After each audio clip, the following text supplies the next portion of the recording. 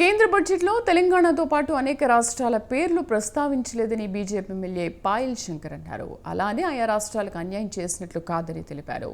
కేంద్ర బడ్జెట్ ఏ ఒక్క రాష్ట్రాన్ని దృష్టిలో పెట్టుకుని రూపొందించారని, దేశ అభివృద్ధి లక్ష్యంగా తయారు చేస్తారని చెప్పారు. తెలంగాణకు అనేక విధాల కేంద్ర సహకారం ఉంటుందని, భవిష్యత్తులో కొనసాగుతుందని అంటున్న ఆదిలాబాద్ ఎమ్మెల్యే పాయల్ శంకర్తో మా ప్రతినిధి రాజు ఫేస్ టు ఫేస్.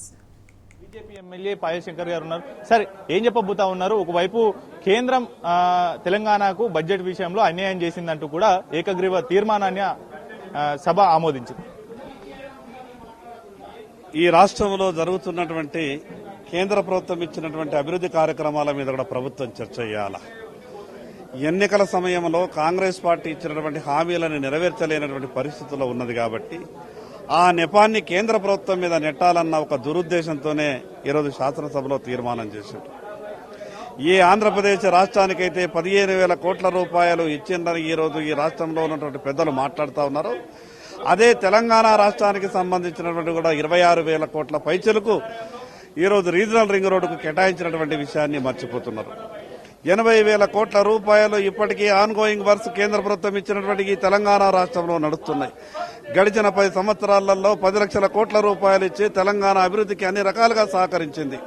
కానీ ఆ విషయాల్ని చర్చించకుండా కేవలం నరేంద్ర మోడీ గారిని, కేంద్ర ప్రభుత్వాన్ని, భారతీయ జనతా పార్టీని విమర్శించాలన్న ఒక దురుద్దేశంతోనే ఈరోజు సభ కొనసాగింది.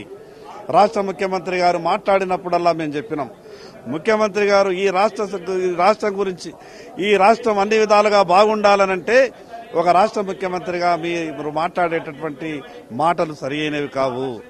ఈరోజు భారతదేశంలో ఉన్నటువంటి అన్ని రాష్ట్రాల విషయాలు పరిగణలోకి తీసుకుంటారు. తెలంగాణ రాష్ట్రానికి ఏం అవసరమో అవి చేయడానికి కేంద్రం సిద్ధంగా ఉంది. ఈరోజు 10 లక్షల కోట్ల రూపాయలు ప్రధానమంత్రి ఆవాస్ యోజన ఇండ్ల కింద కేటాయిస్తే రేపు ఆ బడ్జెట్ లో ఈ తెలంగాణ రాష్ట్రానికి కూడా 5 లక్షలు 10 లక్షలు ఇండ్లు వస్తాయి కదా. కేవలం తెలంగాణ రాష్ట్రంలో భారతీయ జనతా పార్టీ, కేంద్ర ప్రభుత్వం ఏమీ చేస్తలేదన్నట్టు దుష్ప్రచారం చేసే ప్రయత్నం చేసింది కాబట్టి ప్రజలు దీన్ని నమ్మే పరిస్థితి లేరు. చెప్పండి, ఏపీ రీఆర్గనైజేషన్ యాక్ట్ లో ఏపీకి ఎన్ని హక్కులు ఉన్నాయో తెలంగాణకు కూడా ప్రత్యేకంగా చట్టబద్దత బిల్లులో చట్టబద్దత కాజీపేట కోచ్ ఫ్యాక్టరీ కావచ్చు, బయ్యారం ఉక్కు కర్మాగారం కావచ్చు, ఇటువంటి అంశాలను పొందుపరిచింది. వాటిని ఎందుకు బడ్జెట్ లో పొందుపరచలేదు? ఆంధ్రప్రదేశ్ రీఆర్గనైజేషన్ యాక్ట్ పేరు అనేది ఆ రోజు కాంగ్రెస్ పార్టీ నిర్ణయించింది, కాంగ్రెస్ ప్రభుత్వం నిర్ణయించింది. ఆ రోజు ఆంధ్రప్రదేశ్ తెలంగాణ రీఆర్గనైజేషన్ యాక్ట్ అనే పేరు పెట్టలేదు. ఆ బడ్జెట్ లో గాని కేంద్ర ప్రభుత్వం పార్లమెంట్ లో గాని ప్రస్తావించేటప్పుడు ఆంధ్రప్రదేశ్ రీఆర్గనైజేషన్ యాక్ట్ అనే ప్రస్తావిస్తారు. కానీ ఈరోజు కాంగ్రెస్ పార్టీ తెలంగాణ పేరు ప్రస్తావించలేదని, ఈ భారతదేశంలో ఉన్నటువంటి అన్ని రాష్ట్రాల పేర్లు ప్రస్తావిస్తూ బడ్జెట్ ని ప్రవేశపెట్టారు అని ఒక దురుద్దేశంతో ఈరోజు కాంగ్రెస్ పార్టీ ఆలోచన ఉన్నది. ఎన్నికల సమయంలో ఇచ్చినటువంటి హామీలను అమలు చేసే పరిస్థితి లేదు కాబట్టి కేవలం భారతీయ జనతా పార్టీ ఎదుగుదలని తెలంగాణలో చూసి ఓర్వలేక ఈ రకమైనటువంటి ఆరోపణలు చేస్తూ కాంగ్రెస్ ప్రభుత్వం ప్రజల నుంచి తప్పించుకునే ప్రయత్నం చేస్తున్నారు. ఢిల్లీలో నిరసన వ్యక్తం చేస్తామని కూడా చెబుతా ఉన్నారు. అఖిలపక్ష నేతలతో కావచ్చు, లేదంటే అటు కలిసి వచ్చేటటువంటి రాజకీయ నేతలతో కూడా ఢిల్లీలో నిరసన వ్యక్తం చేస్తామని కూడా చెప్తారు. కాంగ్రెస్ టీఆర్ఎస్ కలిసి ఆడుతున్నటువంటి నాటకం. గతంలో అలయన్స్ ఉండే, భవిష్యత్తులో కూడా అలయన్స్ కొరకు ప్రయత్నం చేస్తున్న ఆ రెండు రాజకీయ పార్టీలు ఈ రకంగానే మాట్లాడుతాయి. టీఆర్ఎస్ పార్టీ నరేంద్ర మోడీ గారి మీద, అదేవిధంగా కేంద్ర ప్రభుత్వం మీద, భారతీయ జనతా పార్టీ మీద గతంలో విషయం కక్కితే వాళ్లకు ప్రజలు ఏ రకంగా శిక్షించిందో తెలుసు. కాంగ్రెస్ ప్రభుత్వం, రేవంత్ రెడ్డి గారైనా కొంత జాగ్రత్తగా ఆలోచించాలా.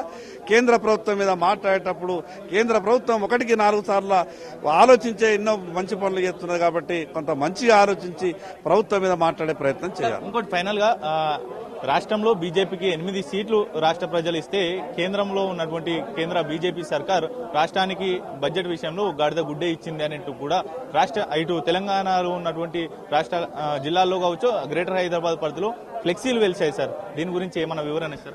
కాంగ్రెస్ పార్టీ పార్లమెంటు ఎన్నికల సందర్భంగా కూడా గాడిద గుడ్డ ప్రస్తావన తెచ్చింది. ఏం జరిగింది? పార్లమెంట్ లో 8 పార్లమెంటు స్థానాలు గెలుచుకున్నాం. కాంగ్రెస్ పార్టీ గాడిద గుడ్డును నమ్ముకునే పరిస్థితి కనిపిస్తా ఉన్నది. గాడిద గుడ్డును నమ్ముకుంటే రాజకీయాలు నడవు.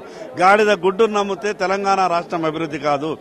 ఏదైనా తప్పులు జరిగితే, ఏదైనా కావాలనుకుంటే మళ్లీ కేంద్ర ప్రభుత్వంకు అప్రోచ్ కావాలా, రాష్ట్రానికి కావాల్సిన నిధుల గురించి అడగాల తప్పితే ఈ రకంగా గాడిద గుడ్లతోనే రాజకీయాలు చేస్తే నష్టపోయేది Congress party. Camera person Srinivas తో రాజు, స్వతంత్ర టీవీ, హైదరాబాద్.